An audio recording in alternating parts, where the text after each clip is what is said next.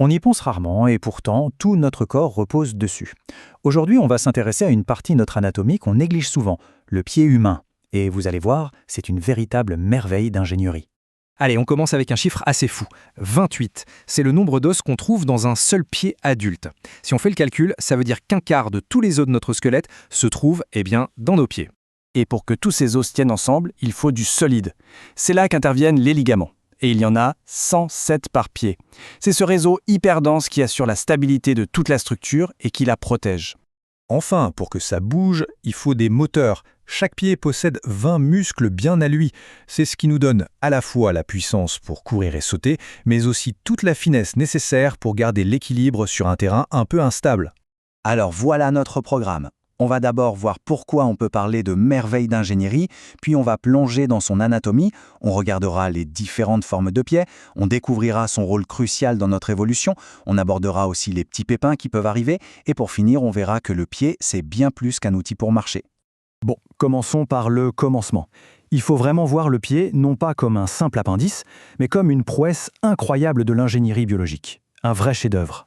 Et ça, ce n'est pas juste une façon de parler. Figurez-vous que Léonard de Vinci lui-même, un des plus grands génies de l'histoire, aurait dit que le pied est un chef-d'œuvre d'ingénierie et une œuvre d'art. Ça en dit long sur la fascination qu'il peut exercer. Et concrètement, au quotidien, qu'est-ce qu'il fait pour nous sans même qu'on s'en rende compte? Eh bien, il supporte tout notre poids. Il nous permet de nous déplacer, il gère notre équilibre en permanence. Il amortit chaque pas comme un coussin et il nous propulse vers l'avant. C'est une machine à tout faire. Allez, passons à la mécanique. On va décortiquer un peu cette machine pour voir comment elle est construite.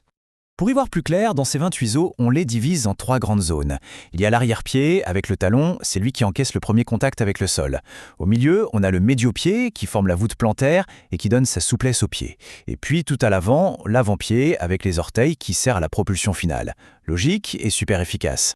Et la clé de voûte de toute cette structure, c'est le cas de le dire, ce sont les arches plantaires. Il y en a 3, et elles agissent exactement comme les voûtes d'une cathédrale. Elles répartissent les forces, absorbent les chocs et donnent au pied son ressort. C'est grâce à elles qu'on peut marcher sur du sable, des cailloux ou du bitume. Et pour actionner ce squelette, on a 2 équipes de muscles qui travaillent ensemble. D'un côté, les muscles intrinsèques, qui sont logés directement dans le pied. Eux, ils gèrent les mouvements de précision des orteils. De l'autre, les muscles extrinsèques, qui sont plus gros et qui partent du mollet pour venir s'attacher au pied. Ce sont les moteurs principaux pour les grands mouvements, comme fléchir ou pointer le pied. Maintenant qu'on a vu la mécanique, parlons un peu de la carrosserie. Parce que non, tous les pieds sont loin de se ressembler. On a l'habitude de classer les pieds en 3 grandes familles qui portent des noms inspirés des statues de l'Antiquité. Le pied égyptien, c'est le plus répandu, le gros orteil est le plus long et les autres suivent en pente douce. Ensuite, on a le pied romain, qu'on appelle aussi le pied carré, et enfin le pied grec, reconnaissable parce que le 2e orteil est plus long que le gros. Mais la forme des orteils, ce n'est pas tout. La hauteur de la voûte plantaire, elle aussi, peut beaucoup varier. On peut avoir un pied plat, avec une arche qui s'est affaissée, ou à l'inverse, un pied creux, avec une arche très prononcée. Et ça, ce n'est pas juste un détail esthétique, ça change complètement la biomécanique de la marche. Bon, là, on arrive au cœur du sujet, au moment le plus fascinant de notre histoire. Car le pied n'a pas seulement modelé notre façon de marcher, il a carrément façonné ce que nous sommes. C'est une idée qui peut paraître surprenante, mais les paléontologues sont formels. Le grand déclic de l'évolution humaine, ce n'est pas notre gros cerveau. Non, le point de départ, le Big Bang de notre lignée, c'est quand on s'est mis à marcher sur nos 2 pieds. Et tout est parti d'une transformation du pied. Regardez comment ça s'est enchaîné. D'abord, le pied a développé une arche, une voûte plantaire. Ça a rendu la marche debout beaucoup plus économique en énergie. Du coup, ça a libéré nos mains, qui n'étaient plus utiles pour se déplacer. Ces mains libres ont pu commencer à fabriquer des outils.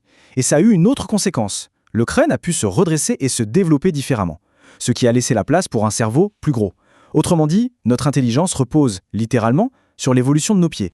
Après ce grand voyage dans le passé, revenons à des choses un peu plus terre à terre. Parce que cette mécanique si complexe et si précieuse, elle est aussi assez fragile. Alors voilà quelques-uns des problèmes les plus fréquents. La luxe valgus, ça vous dit quelque chose? C'est ce qu'on appelle plus communément un oignon. Il y a aussi la fascite plantaire, cette douleur super désagréable sous le talon.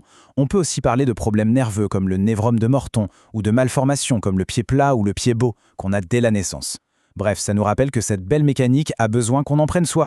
Allez, pour terminer, on va voir que le pied a largement dépassé son simple rôle biologique. Il a laissé son empreinte un peu partout dans notre culture. Son influence va bien au-delà de la biologie. Pensez au sport. C'est un outil au foot, la base de tout dans les arts martiaux. Dans l'art, on pense bien sûr au ballet, où il est poussé à ses extrêmes limites de grâce et de douleur. Et puis symboliquement, sa charge est énorme. d'Oedipe, dont le nom veut dire pied enflé, jusqu'à son rôle central dans la psychanalyse freudienne. Le pied, au final, c'est donc beaucoup plus qu'un moyen de transport. C'est une structure d'une complexité folle, c'est le socle sur lequel notre humanité s'est bâtie, et c'est un symbole culturel hyper puissant. Alors la prochaine fois qu'on se mettra debout, on pourra peut-être y penser une seconde sur quelle merveille on est en train de reposer.